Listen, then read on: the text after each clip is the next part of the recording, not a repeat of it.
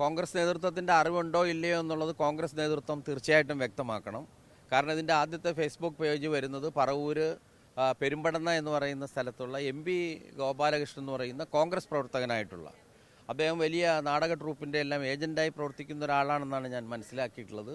അദ്ദേഹത്തിൻ്റെ ഒരു FB പോസ്റ്റാണ് പിന്നീട് സോഷ്യൽ മീഡിയ ഏറ്റെടുത്തത്.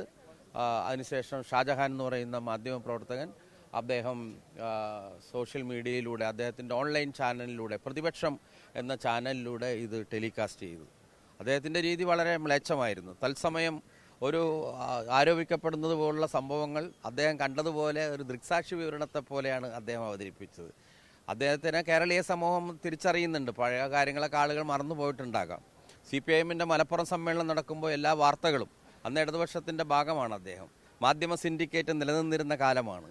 ആ മാധ്യമ സിൻഡിക്കേറ്റിൻ്റെ ഭാഗമായി ശത്രു പോലും ചെയ്യാത്ത വിധത്തിൽ കമ്മ്യൂണിസ്റ്റ് പാർട്ടിയുടെ എല്ലാ കാര്യങ്ങളും ചോർത്തിക്കൊടുത്ത മഹാനാണ് ഷാജഹാൻ.